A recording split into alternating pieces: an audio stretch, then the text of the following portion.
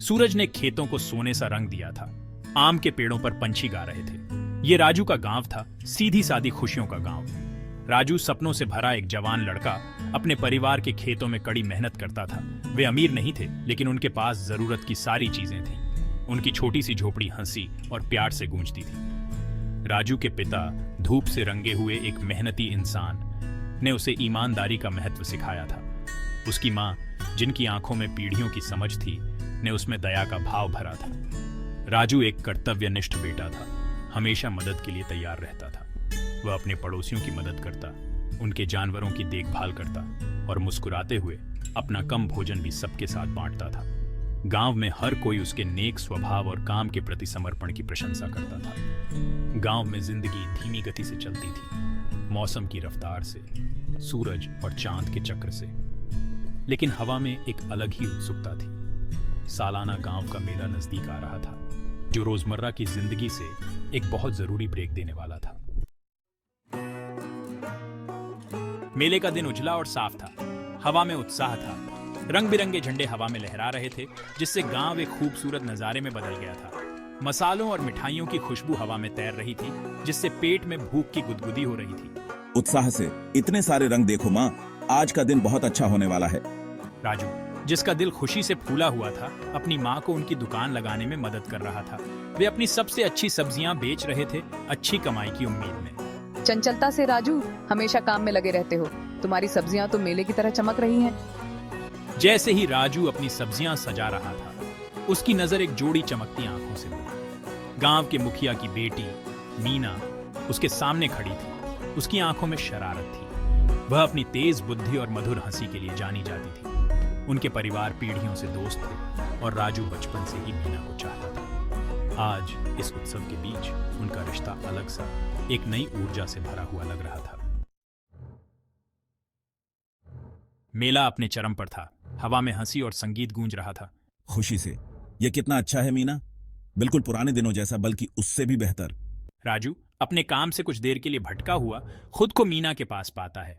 वे भीड़ भरे बाजार में घूमते हैं। उनकी हंसी आसपास की खुशी भरी आवाजों में मिल जाती है।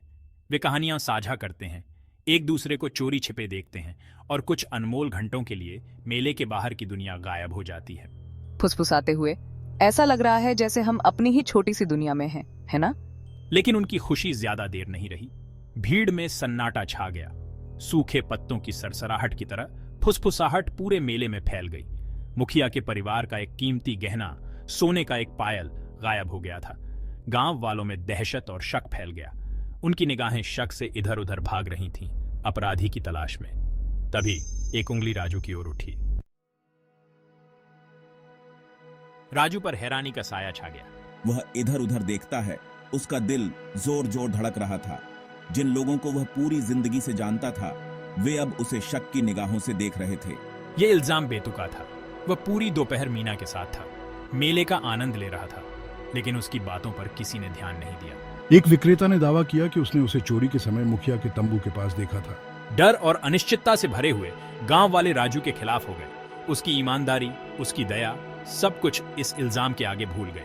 यहाँ तक कि उसके अपने पिता को भी, हालांकि दिल टूटा हुआ था, उसके बचाव में बोलना मुश्किल लगा।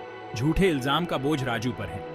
झूठे इल्जाम का बोझ राजू पर गिर गया, जिससे उसकी हिम्मत टूटने लगी। उसने खुद को कभी इतना अकेला, अपने ही समाज द्वारा इतना ठगा हुआ महसूस नहीं किया था। हालांकि मीना ने इल्जामों पर विश्वास करने से इनकार कर दिया। उसने राजू की आंखों में सच्ची खुशी देखी थी। उसकी हंसी में मासूमियत देखी थी। वह अपने दिल में जानती थी कि वह ऐसा काम नहीं कर सकता। उसकी बेगुनाही साबित करने की ठान ली। वह जांच में जुट गई। उसे उस दिन की एक अजीब घटना याद आई। उसने एक अजनबी को देखा था, एक चालाक आंखों वाला आदमी जिसके गाल पर निशान था। वह मुखिया के तंबू के पास घूम रहा था। नए उद्देश्य के साथ मीना ने उन कुछ लोगों को इकट्ठा किया जो अभी भी थोड़ा बहुत शक करते थे। उसने विक्रेताओं से सवाल किए, अजनबी की हरकतों को जोड़कर पूरी तस्वीर बनाने की कोशिश की। एक दुकानदार ने पुष्टि की कि उसने उसी आदमी को गांव से जल्दी से बाहर जाते हुए देखा था, जिसके कोट के नीचे कुछ छिपा हुआ था। इस नई जानकारी के साथ मीना ने मुखिया का सामना किया। मुखिया अपनी बेटी के राजू पर अटूट विश्वास और गांव वालों के शक के बोझ के बीच फंसा हुआ था, आगे जांच करने के लिए मान गया। गांव वाले, जिनका गुस्सा अब उम्मीद की किरण में बदल गया था, खोजी दल में शामिल हो गए। उन्होंने गांव के बाहरी इलाकों की तलाशी ली और आखिरकार नदी के किनारे उन्हें गायब पायल मिला, जो एक झाड़ी के नीचे फेंका हुआ था। राजू की बेगुनाही की खबर आग की तरह पूरे गांव में फैल गई।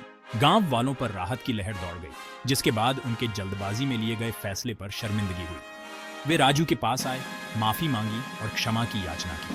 राजू, जिसका नाम साफ हो गया था, सीना तान कर खड़ा था, उसका अपने समाज में विश्वास बहाल हो गया था।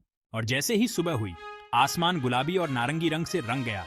यह अपने साथ एक नई शुरुआत का वादा लेकर आई, एक ऐसे भविष्य का जहां विश्वास और सच्चाई की जीत होगी।